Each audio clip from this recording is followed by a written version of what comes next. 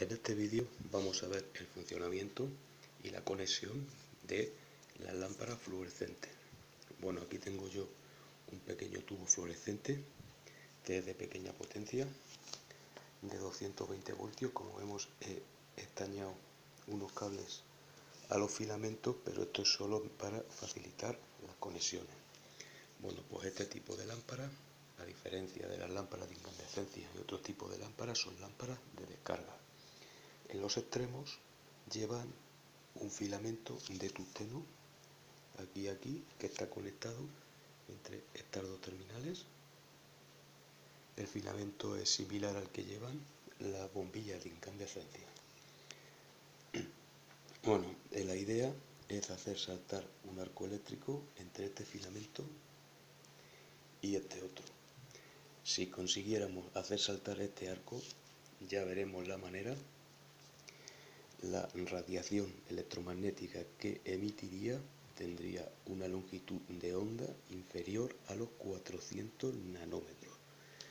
Es decir, que no sería luz visible, sino sería luz ultravioleta. La luz ultravioleta, como sabemos, además de que no veríamos un pijo, es peligrosa. Ese tipo de radiación pues provoca cáncer de piel, cáncer de retina.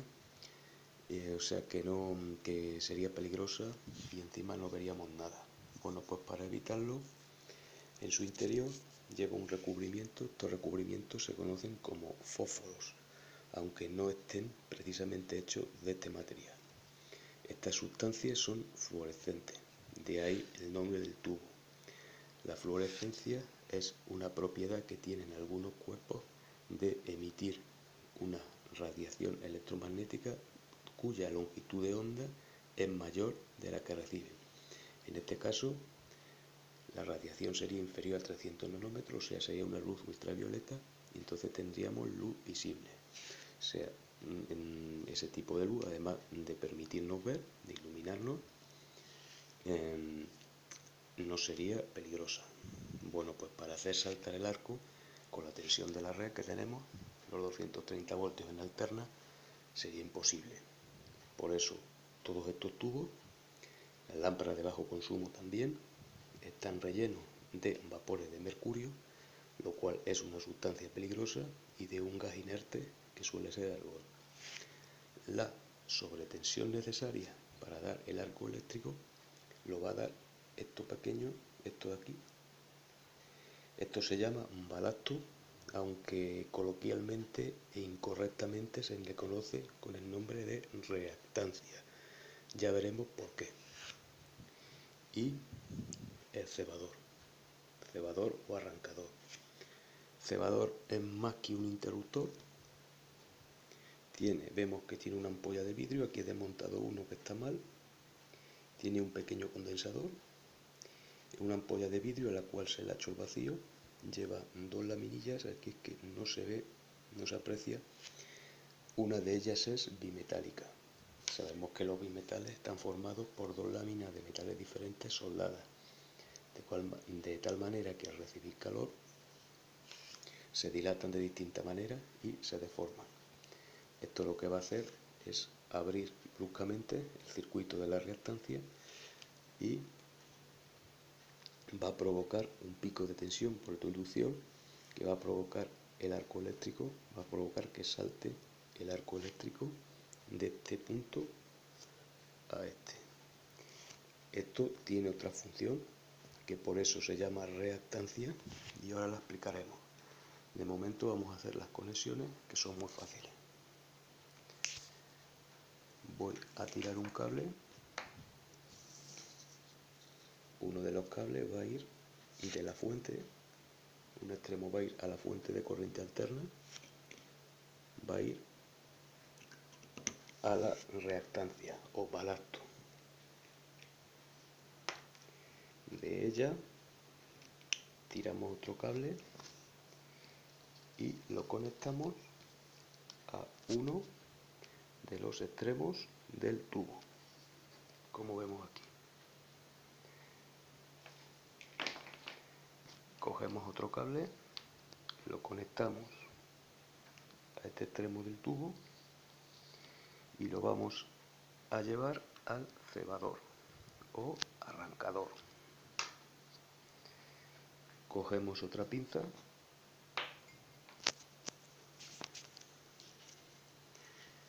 y del cebador lo vamos a llevar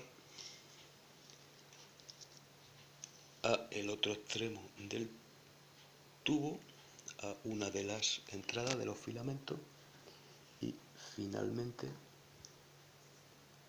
la otra pinza nos vamos a llevar de un extremo del filamento a la fuente. Vamos a usar este cable, vamos a conectarlo.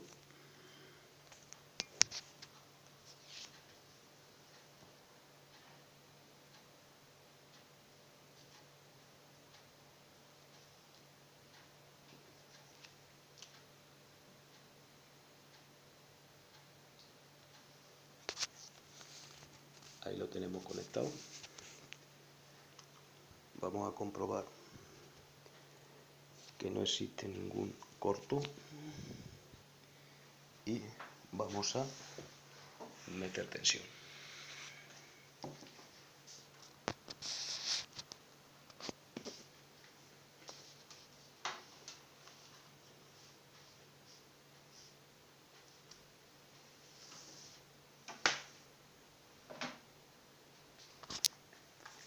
Vemos que el tubo se enciende sin ningún problema. El cebador lo que ha hecho ha sido interrumpir, vemos que va todo en serie, si seguimos las conexiones va todo en serie. El cebador ha interrumpido el circuito, vemos que la reactancia, balacto mejor dicho, está en serie, pero ha provocado un pico de tensión que ha hecho saltar el arco entre los dos filamentos. Los filamentos, vamos a desconectar.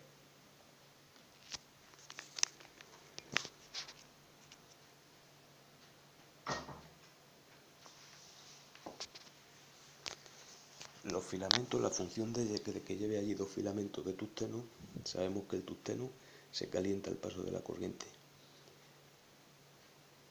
Y por esa razón se utiliza para calentar el gas que hay aquí dentro, el vapor y los vapores de mercurio.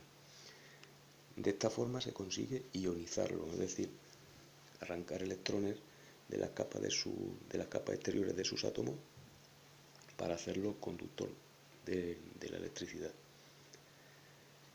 Bueno, vamos a ver por qué a esto se le llama reactancia. Bueno, ya hemos conseguido hacer saltar el arco. Bueno, pues a medida que la corriente pasa de un extremo al otro del tubo, la atmósfera se hace más conductora, con lo que la resistencia que ofrece al paso de la corriente irá disminuyendo, como tal aumenta la intensidad. Llegará el momento de que la intensidad será tan elevada que el tubo se fundiría. Para evitar esto, es decir, para limitar la corriente, podemos hacer varias cosas. Podemos poner una resistencia, lo cual no sería lo idóneo, pues la resistencia perdería mucha energía en forma de calor, y aprovechando que tenemos un circuito de corriente alterna, esa función la va a realizar el balacto, que no es más que una bobina devanada en un núcleo de chapa magnética. Al estar sometido a un circuito de corriente alterna, la bobina presentará una oposición debida a la inductancia del bobinado. Esa oposición, como todos sabemos, se llama reactancia inductiva, con lo cual la oposición total del circuito, es decir, su impedancia, se mantendrá en un valor que no va a, es decir, se va a limitar la corriente, es decir, se va a mantener dentro de un valor seguro, de un valor estable, haciendo que el circuito pueda funcionar y que la intensidad no suba por medio de determinados valores. Por esto precisamente se le conoce como reactancia, aunque la reactancia, en este caso inductiva, reactancia inductiva, es la magnitud de la cual provee, pero no del nombre de la pieza, que es balacto. Y finalmente se suele colocar también, aquí en paralelo con la reactancia, se suele colocar un pequeño condensador de poliéster para corregir el factor de potencia de ya que esto, al ser una carga inductiva, sabemos lo que pasa, necesitamos una pequeña corrección del factor de potencia, del coseno de phi. Bueno, pues seguidamente vamos a ver otra forma de arrancar un tubo fluorescente por medio de un balasto electrónico, que es totalmente diferente a lo que acabamos de ver aquí.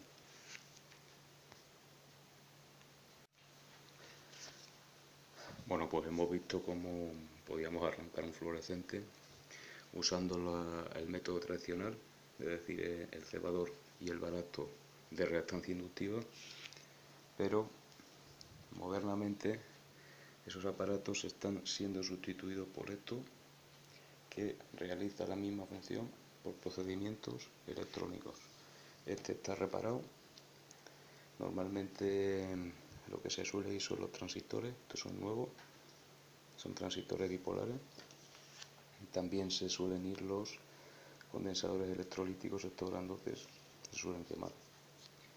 Bueno, pues para conectar uno de estos balastos es bien fácil. Aquí vemos el conector de entrada.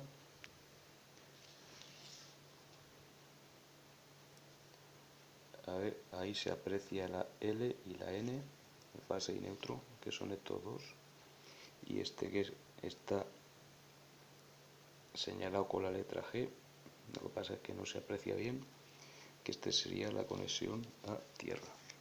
Esto lo conectaríamos a una fuente de corriente alterna de 230 voltios. En el otro extremo del tubo vemos que tiene la salida. La salida tiene 6 terminales. Nosotros, como solo vamos a conectar un tubo, vamos a utilizar solo 2. Estas salidas se conectan a los filamentos del tubo de la manera que vamos a ver a continuación. Aquí tenemos el cable ya listo. Este cable va a suministrar la tensión de alimentación, los 230 voltios en corriente alterna, y vamos a apartar un poquito el tubo y vamos a conectarlos a la alimentación.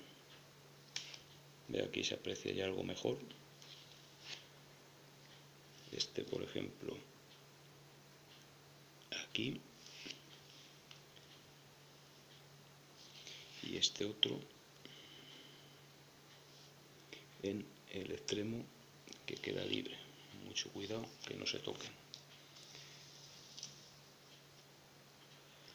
Y una vez que tenemos eso conectado, pues vamos a hacer lo mismo con el tubo.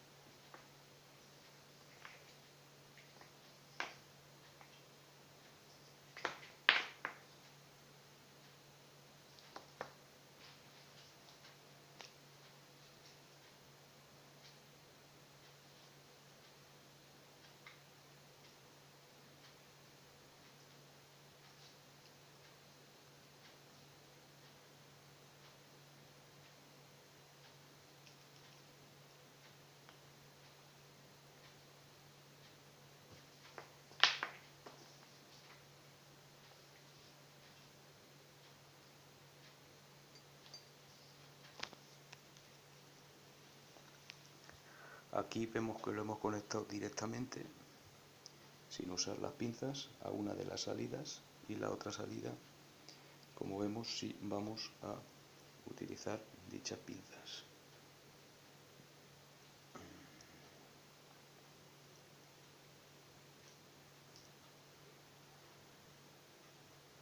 El extremo que queda libre.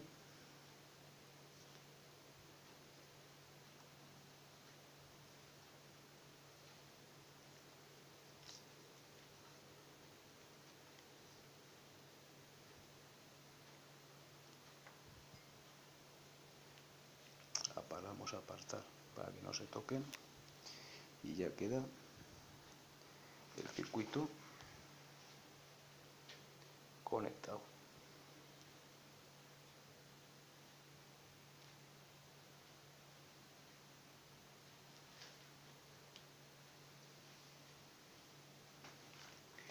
Y ahora vamos a meterle corriente a ver qué hace.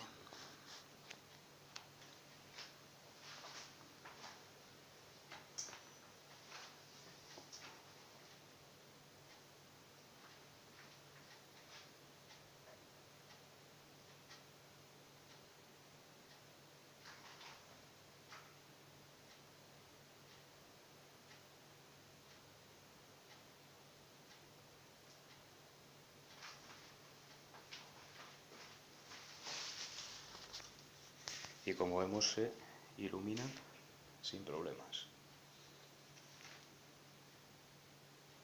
Como vemos, la conexión de este tipo de balastros es bastante fácil.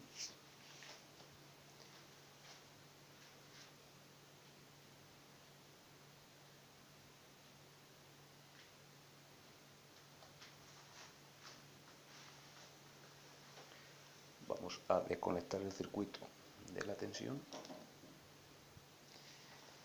La ventaja que tienen estos balastros con los convencionales como este es que no consumen tanta energía. Esto, aunque provee de reactancia inductiva, también tiene resistencia, se calienta. Esto no se suele averiar, pero se pierde energía a través de él. Luego además es un elemento que es pesado. Y sobre todo el cebador. El cebador es un elemento que es muy propenso a dar averías. Aunque tiene un precio muy barato, en alguna ocasión, no en más de una, tendremos que cambiarlo. Todos estos problemas se solucionan utilizando este tipo de balasto. Consumen poco, no hacen ruido y pesan menos, o sea, son menos pesados, menos aparatosos, y están sustituyendo a los sistemas de arranque convencionales. Esto también se avería. Normalmente, como he dicho antes, este es reparado, este tiene los transistores nuevos, esto se suele averiar, lo que más se suele ir son los transistores. Esto es un oscilador. Luego subiré un vídeo para ver cómo funciona, que es muy fácil. Y las averías que suele dar son de fácil reparación. Y además, aunque muchas veces no merece la pena repararlos por el poco precio que tienen.